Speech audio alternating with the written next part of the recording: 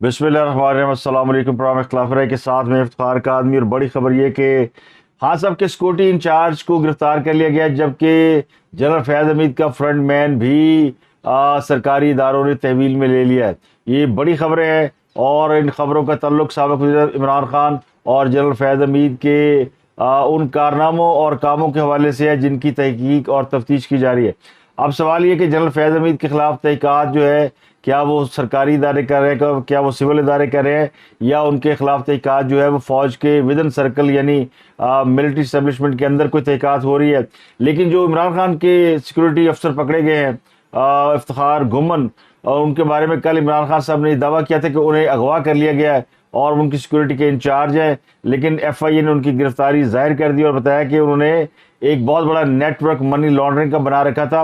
और खास साहब की जो मनी लॉन्ड्रिंग के हवाले से जो शिकायत हैं, उनकी तहकीक और तफ्तीश के मामले में इनको उठाया गया है। और इन्होंने भी कोई 41 कंपनियां बना रखी थी।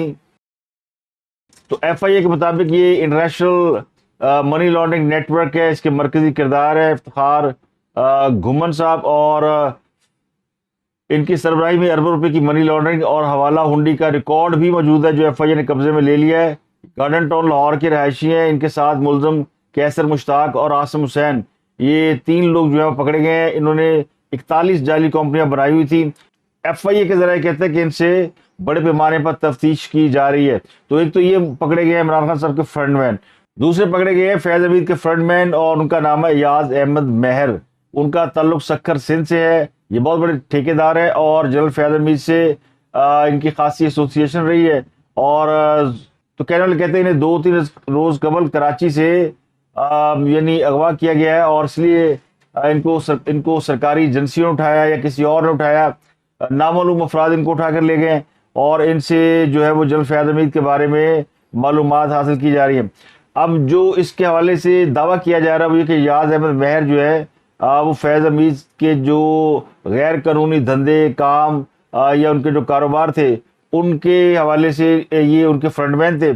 और इनको 2018 में जनरल फैज़ हमीद ने आसिफ अली जरदारी के साथ यानी शामिल करवाया, पीपल पार्टी ज्वाइन कराई और इनको फिर सेनेटर का उम्मीदवार भी बनाया। लेकिन ये जीत नहीं सके, ये हार गए थे कि इनको सिंध के अंदर जो बड़े बड़े ठेके मिलते थे या बड़े बड़े ये काम करते थे, वो भी जनरल फैज़ हमीद जो है वो अपने उस वक्त जब वो ISI के हेड थे तो वहाँ के जो उनके सेक्टर कमांडर थे उनके जरिए ये दिलवाते थे इनको ठेके वेके।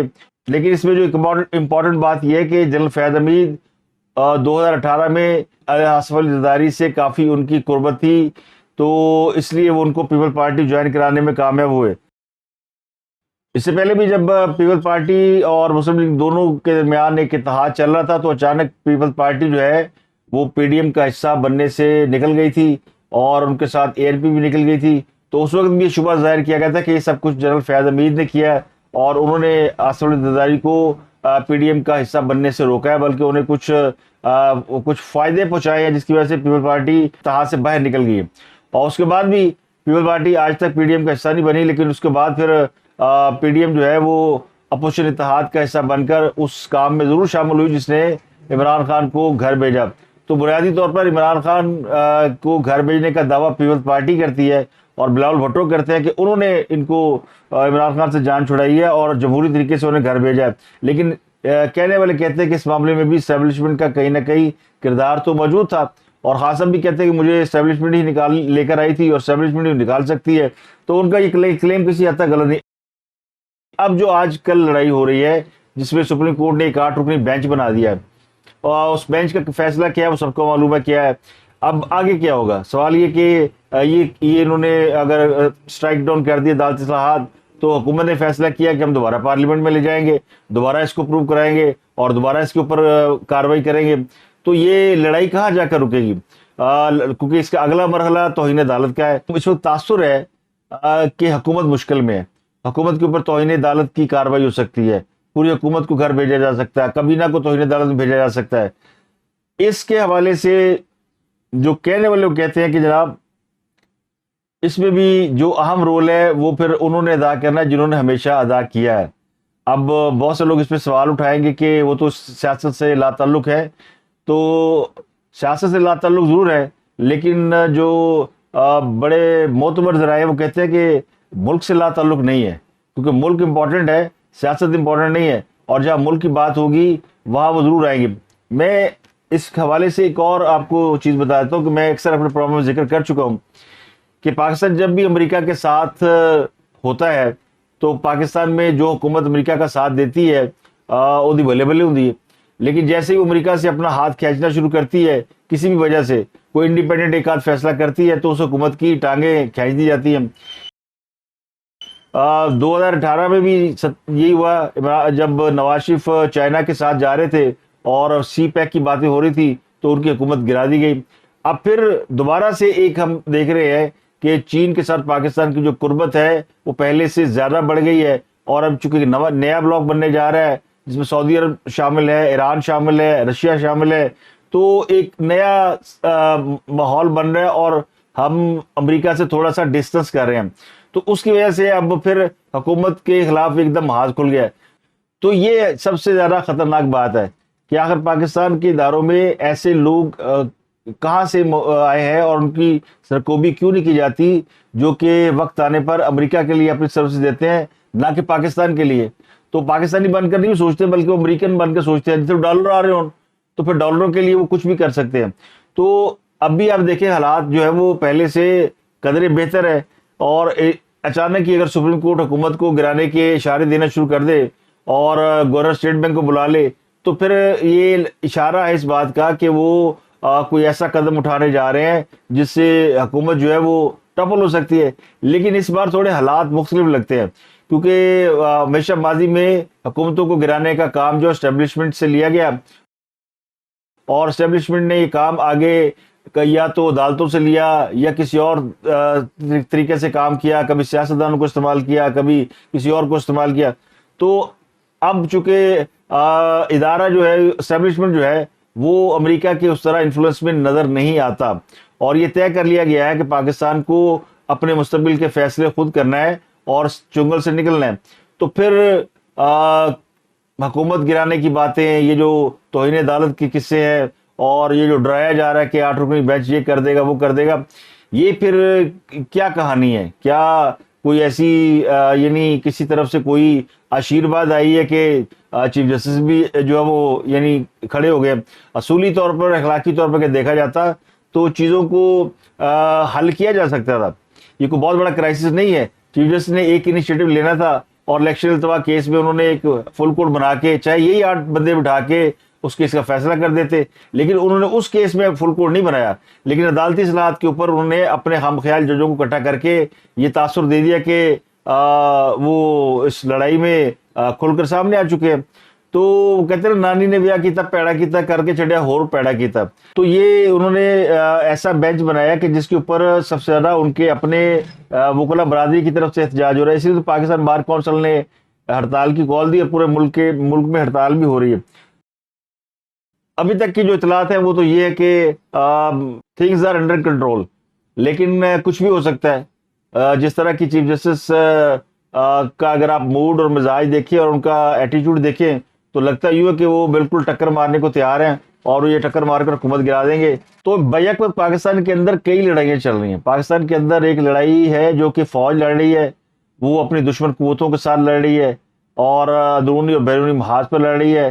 دوسری لڑائی خان صاحب نے ڈالی ہوئی ہے اور خان صاحب اسٹیبلشمنٹ کے ساتھ لڑ رہے ہیں۔ خان صاحب کا مسئلہ یہ کہ وہ کہتے ہیں کہ اسٹیبلشمنٹ جو ہے وہ مجھے واپس لائے، اور جو اسٹیبلشمنٹ نے مجھ سے کٹی کی ہوئی ہے وہ صلح کرے اور میرے سارے معاملات کو سیدھا کرے، اور ایک پارلیمان ہے جو کہ حکومت کو ٹف ٹائم دے رہی ہے۔ تو ایک کھچڑی پکی ہوئی ہے، ہر طرف ایک کرائسس ہے، ہر طرف ایک جھگڑے کی فضا ہے، اور یہ ساری فضا اس وقت بنائی جا رہی ہے جب آپ ایک بار پھر بڑے الائنس کا حصہ بننے جا رہے ہیں۔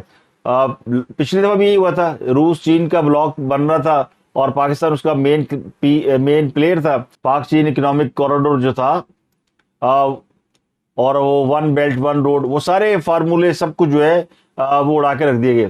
تو اس بار بھی لڑائی جو ہے نا وہ اسی طرف جا رہی ہے۔ تو لڑائی میں شدت اتنی ہے کہ ہر کوئی پارٹی جو ہے وہ اپنا ہاتھ کھینچ نہیں رہی، پورا مقابلہ ہو رہا ہے، حکومت مذاکرات پہ نہیں جا رہی، پوری لڑائی کر رہی ہے، بندے بھی چکے جا رہے ہیں، روز کوئی نہ کوئی کیس بھی سامنے آ جاتا ہے۔ اب خان صاحب کی جو عدت میں شدت کا نکاح والا کیس ہے، وہ کیس جو ہے وہ جیسے سامنے آیا ہے تو فوراً جو ہے وہ سپریم کورٹ کا ایک بینچ بنا, تو وہ کہانی جو ہے نا وہ ان کے نکاح والی عمران خان صاحب والی وہ پیچھے رہ گئی.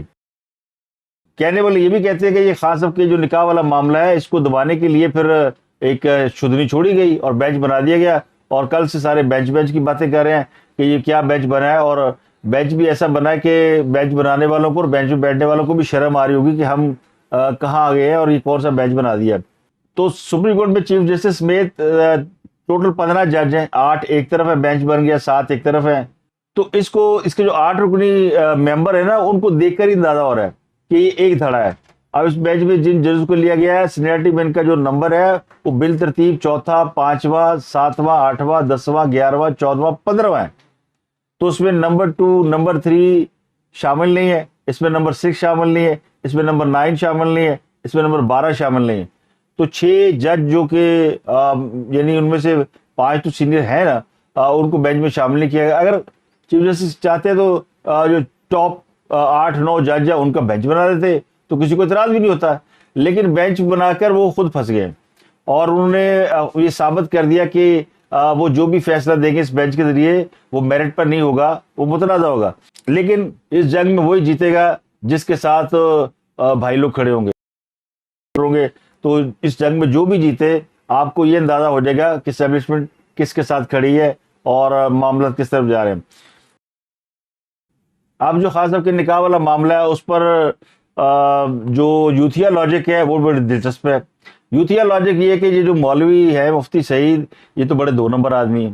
ایک تو یہ بے نظیر بھٹو کے خلاف بھی کیس تھا, اس میں بھی یہ وٹنس تھے یا جو بھی تھے, اور پھر ایک ان کی بیوی نے ان کو طلاق دے دی کیونکہ یہ صاحب رات کو جو ہے وہ گندی فلمیں دیکھا کرتے تھے. یہ 2 ان کی خامیاں نکال کے خان صاحب کو سچا ثابت کرنے کی کوشش کی. خان صاحب تو نیک آدمی ہے نا, اور انہوں نے تو کبھی زندگی میں کوئی گناہ کیا نہیں, نہ کبھی وہ پلے بوائے رہے, نہ ان کا کوئی اور معاملہ ہے. تو ان کو سچ صحیح ثابت کرنے کے لیے یہ 2 خامیاں نکالی گئی ہیں اور مفتی صاحب کو ریجیکٹ کر دیا گیا کہ ایک اور مفتی جڑا گندیاں فلمیں دیکھا جائے. تو پہلا سوال تو یہ کہ خان صاحب نے اس مفتی کو اپنی کور کمیٹی کا ممبر کیسے بنایا جس کے اوپر یہ الزام تھا کہ وہ گندی فلمیں دیکھتا ہے, یعنی وہ عالم دین صحیح نہیں ہے. اور دوسرا اگر وہ عالم دین ہے اور گندی فلمیں دیکھتا ہے تو اس کی علمیت میں شبہ ہے, وہ تو پھر مفتی نہیں ہے. اس کا پڑھایا ہوا نکاح چاہے وہ پہلا ہو, دوسرا ہو, عدت میں ہو, عدت کے بعد ہو, وہ تو سارے فسخ ہو گئے. تو خان صاحب کا تو ایکچولی جو پہلا نکاح تھا وہ تو فاسد ہو ہی گیا کہ وہ عدت میں ہوا تھا, دوسرا نکاح بھی ان کا باطل ہو گیا. تو یوتھیوں کو یہ سمجھ میں نہیں آ رہی کہ جس کو وہ غلط ثابت کرنے چلے ہیں وہ دراصل وہ اپنے پاؤں پہ کلاڑی مار رہے ہیں کہ ایک شخص جو کہ خائن ہے, جو گناہ گار ہے, جو کہ 2 نمبر آدمی ہے, اس کا پڑھایا ہوا نکاح کیسے اصل ہو سکتا ہے. دوسرا وہ بے نظیر کے خلاف جو بغاوت ہوئی تھی جس میں کوئی وہ فوجی بھی پکڑے گئے تھے, جس فوجی نے بغاوت کی تھی ظہیر الاسلام عباسی, ان کی جو تقریر لکھنے والے مولوی تھے یہ مفتی سعید صاحب تھے. یہ ہے الزام کہ جی انہوں نے لکھا. تو ایسے شخص کو جو کہ بغاوت کے جرم میں جس کا نام آیا ہو, اس کو خان صاحب نے پی ٹی اے کی کور کمیٹی کا حصہ کیوں بنایا؟ یہ دونوں سوال تو ہے نا. خان صاحب تو اس پہ بڑا ٹرسٹ کر رہے تھے کہ یہ تو بڑا زبردست مولوی ہے, اسی کو ساتھ لے کر گئے تو ان کو اس پہ یقین تھا, چاہے وہ گندی فلمیں دیکھتا تھا چاہے وہ صحیح فلمیں دیکھتا تھا. تو ایک تو یہ لاجک ان کی اڑ گئی. دوسری لاجک کو دیتے کہ 5 سال بعد یاد آیا, نکاح تو اس نے 2018 میں پڑھایا تھا. بھائی 4 سال خان صاحب کی حکومت رہی ہے, خان صاحب کے ہاتھ میں لوہے کا بلکہ تیل والا ڈنڈا تھا, کسی کی ضرورت نہیں بول جائے, یا میڈیا کے لوگ نہیں بول پاتے تھے. میڈیا میں کوئی اینکر بات کرتا تھا اس کو اڑا کے میڈیا سے بیچارے کو راندہ درگاہ کر دیتے تھے. وہ بیچارہ سوشل میڈیا پہ پروگرام کر کے میرے جیسے لوگ اپنا یعنی اپنی جو جرنلزم کی ٹھڑک ہے وہ پوری کرتے تھے. ٹھڑک ہی ہے نا. تو وہ کون بول سکتا تھا حاکم وقت کے سامنے؟ اب وہ خان صاحب کی رخصتی ہوئی ہے تو پھر وہ زبانیں باہر آ گئی ہے, کہانیاں باہر آ گئی ہے. تو یہ لاجک جو دینے والے نا ہمارے دوست حبیب اکرم, وہ بھی پرانے جرنلسٹ ہیں. ایک زمانے میں وہ بہت زیادہ شریف فیملی کے اسپوکس پرسن سمجھے جاتے تھے. آج کل وہ عمران خان کو بہت ایڈوکیٹ کرتے ہیں. چلے ان کا نظریہ ہے, ان کی اپنی مرضی ہے, وہ انڈیپینڈنٹ ہے. حبیب اکرم جیسے صحافی سے توقع نہیں تھی کہ وہ ایسی بات کی ایڈوکیسی کریں گے. وہ کہنا روندی یارہ نو لے لے نہ پراواں دے. تو ایک ٹی وی کو انٹرویو دیتے ہوئے صدر مملکت نے کہا ہے کہ جناب جب قاضی فائزہ کا ریفرنس آیا تھا تو میں نے اپنا دماغ استعمال کیا تھا. تو چلیں صدر پاکستان نے یہ دعویٰ تو کر دیا کہ ان کے پاس دماغ ہے, کہتے میں نے اپنا مائنڈ استعمال کیا تھا. اب چیف جسٹس کے خلاف ریفرنس آیا تو دیکھوں گا. کسی انسان کو سٹریس میں ڈال دیں تو انسان ٹوٹ جاتا ہے. اس طرح ادارے بھی ٹوٹتے ہیں. جب ادارہ کمزور ہوتا ہے تو بدنامی ہوتی ہے, کبھی کبھی چنگیاں گلا بھی کرتے ہیں لوگ. تو انہوں نے کہا کہ جو مجھے ریفرنس آیا تھا نا قاضی فیصلہ کا, تو میں نے اس میں لفظ جو ہے نا, الفاظ وہ تبدیل کر کے آگے بھیجا تھا. یعنی وہ بتانے کی کوشش کر رہے ہیں کہ میرے اس ہیرا پھیری کی وجہ سے قاضی فیصلہ بچ گئے, اور اب بھی کوئی ریفرنس آیا تو میں ہیرا پھیری کرنے سے باز نہیں آؤں گا. انہوں نے کہا کہ دیکھیں, انہوں نے کہا جی بہت سے لوگ پارلیمنٹ کا اس وقت حصہ نہیں ہے, تو یا تو انہیں پارلیمنٹ واپس لے کر آئیں یا پھر الیکشن کرائیں. لو جی وچور ہونا ہے. اندر سے رونا یہ ہے کہ پی ٹی آئی کے لوگوں کو آپ نے چونکہ اسمبلی میں واپس نہیں لیا تو پھر الیکشن کرا دو. بھائی ہم نے کہا تھا کہ اسمبلی سے آپ استعفیٰ دے کے جائیں. کس نے ان کو مشورہ دیا تھا کہ استعفیٰ دے کے جائیں؟ خود ہی پارلیمنٹ سے استعفیٰ دے کے چلے گئے, اور پھر جا کے عدالتوں میں بھی کہہ دیا کہ ہمارے استعفے جو ہے منظور کیے جائیں. یہ ہمارے استعفے نہیں منظور کر رہے. پی ٹی آئی کے وکیل اظہر صدیق کے گھر پر پیٹرول بموں سے حملہ ہوا, ان کے گھر پر فائرنگ کی گئی ہے. ان کی ویڈیو سامنے آئی, ان کا بیان سامنے آیا, اور اس ویڈیو میں نظر آ رہا ہے کہ چند موٹر سائیکل سوار ان کے گھر کے باہر رکے ہیں. انہوں نے کوئی پلاسٹک کی بوتلوں میں کوئی لیکوڈ اور ان کے ساتھ کوئی چیز بندھی ہوئی وہ ان کے گھر کے اندر پھینکی ہے. یہ پیٹرول بم تھے, وہ پھٹ نہیں سکے. اب یہ پلاسٹک کی بوتلوں میں پیٹرول بم خاص اب اس کو مانتے نہیں ہیں. خاص اب کہتے ہیں کہ بڑی اسٹوپڈیٹی ہے. دنیا میں کہاں ہوتا ہے پلاسٹک کے پیٹرول بم, بالکل نہیں ہوتے. پلاسٹک کی بوتل میں, وہ تو شیشے کی بوتل ہوتی ہے, اس کے اندر پیٹرول ڈال کے پھینکو, وہ بم ہوتا ہے. احمقو, پیٹرول بم کوئی راکٹ سائنس نہیں ہے. ایک بوتل میں تیل ڈالا اور اس کو پھینک دیا, وہ پیٹرول بم ہوتا ہے. کبھی پلاسٹک کی بوتل میں بھی پیٹرول بم آیا. جھوٹ بولنے نقل میں بھی عقل چاہیے.